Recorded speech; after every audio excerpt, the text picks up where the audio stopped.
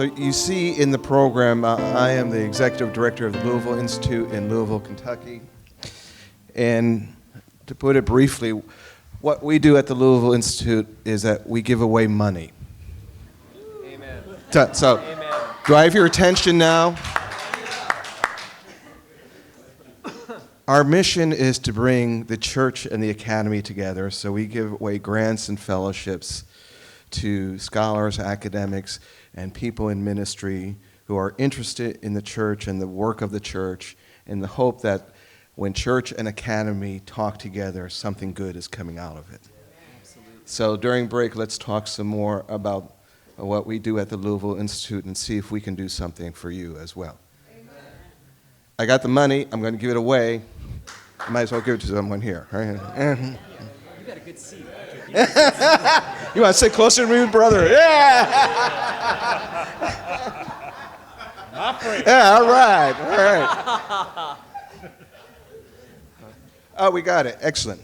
So these are just some of my reflections on Duns and Nuns. If we go to the next slide, please. This is being studied by several groups. This is one way presentation. This was presented, the information about the unaffiliate making big gains through religious switching. That's almost like a sports headline, right? It's like football or something, that gains are being made, which means someone else is losing. All right. Next slide, please. Here's another way of tracking it. This is from the General Social Survey, and it shows in this graph that those who say their religious preference is none is just going up, right? Here's a next slide, please. This is about the age distribution of the nuns. And I want to tease this out and also to remind us, and as we are talking about Christianity Next and how we're responding, is, and I have great respect for Dr. Mao, but not all the nuns are young. And you see here in this graph that some are 65 plus. So as we look at nuns and duns, that it becomes more complicated, and you see the age spread here. A whole lot in the 18 to 29, 35% of the unaffiliate there, but also 37% of 30 to 49%. Let's look at this in another way. Next slide, please. And this breaks it out into generational cohorts, and it goes a little bit deeper in what I'm talking about. And you see that across, if you can't see it where you're sitting, we probably can make these slides available in some way, put it on Isaac's website probably. Well, this is there already? Oh, you guys are excellent. That's good. That's really good. So you see that 22% young millennial, older millennial, 22%. Gen X at 28% of the unaffiliated. I want to pause here because this is where I personally feel it. This is where my son is. All right? Born again Christian myself, this is my wife. We went to the good college. We went to Gordon College, if I can say that out here in California. And I went to some other seminary up in New England, north of Boston. I will refrain from naming it. We went to church. We brought our son through church, so the church school for little kids and all that. And Dave is done with church. And his circle of friends is done with church. And as I reflect about this, about one of the times that I think contributed to his being done, when he was still going to church with us, and he entered into punk culture. And when he came to church with his hair charged up, you know what I'm talking about, right? So it was blue, it's shaved on both sides except right here, and it's spiked, that's right. That blue hair was spiked up. And the way that the folks in the church reacted to him, that put him on the path to being done. All right. So he's in that Gen X generation, 28% of the unaffiliated. Baby boomers, And I'm in that, and so you see how big that is. That is another 22%, the silent generation, and then the greatest generation. Let's go to the next slide, please. The gender composition among the affiliated. All right, as we look at this, nuns and duns, according to Pew Research Center, it's 57% are men, 43 are women. So when we begin to unpack that, that means that we cannot take a one-size-fits-all approach in this.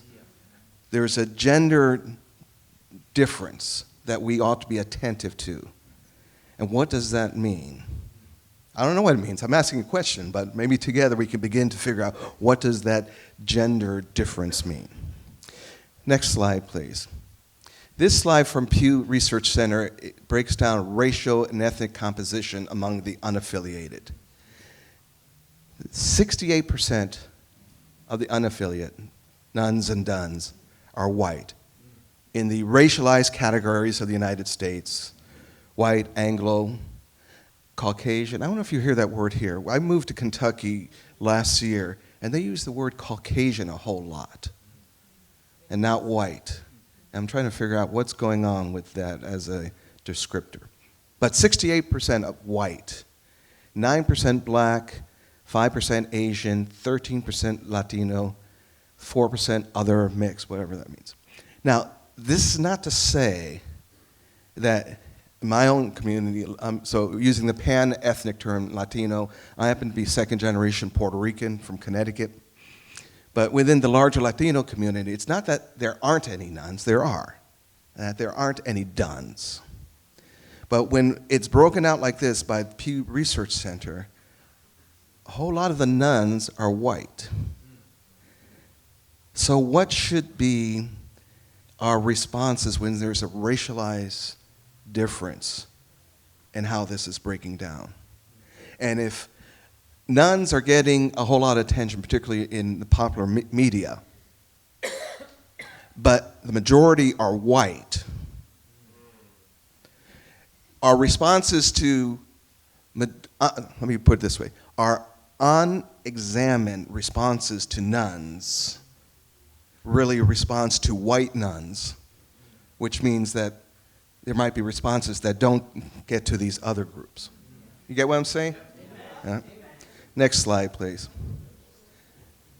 Immigrant status among the affiliated.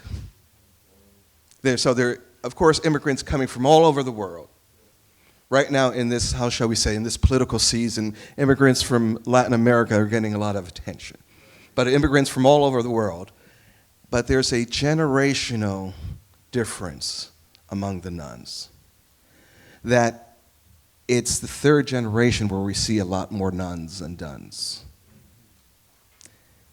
Now you couple this reality with the reality of many churches when they are trying to do ministry with immigrants, that they focus on the first generation. All right, then there are all kinds of challenges in ministry that come out of that. And we ought not to miss that. So I have one more slide here put before you. Give me a click, one click, please. Thanks. Winners and losers. I think we have to get away from this kind of binary way of looking at this. That's great. And I appreciate, Dr. Ma, what you said about this. It's not that we got to do something to win a game. We have to embrace that attitude, the Apostle Paul, the Marcio on the Areopagus. Wow, all you Athenians, you are really religious. You are really spiritual. That's really interesting. Let's talk about that. All right. So next click, please. The temptation of binaries is not just in winners and losers. We are still held captive by racial binaries. You know, I look around this room and realize that the world is not black and white. My brother married his first wife, We talk about multiple marriages, but that's another story. Right? His first wife was Japanese Cuban. Her father, my former sister-in-law, her father was Cuban American, was in the Air Force, a married Japanese woman, and my sister-in-law was Japanese Cuban who married a Puerto Rican, and if they had a child, and let me make it more complicated, an Afro-Puerto Rican. In the racial binary of the United States, where would have their child gone? All right? We got to break away from this, even though the society we are in wants to stay in black and white, this or that. And same thing with the nuns and the duns. It's more than this and that. So this brings us to the last click, please.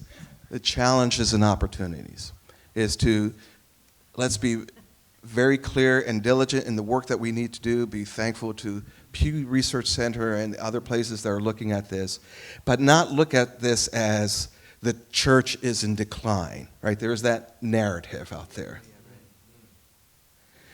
The church in the decline narrative is a leftover from the old Christendom that we ought to get rid of. Yep. This is an opportunity for us to be relevant again. And if there's something about the institutional church that is no longer relevant to nuns and duns, can we let it go? Right. That's probably more than enough for me, so I'll just stop here.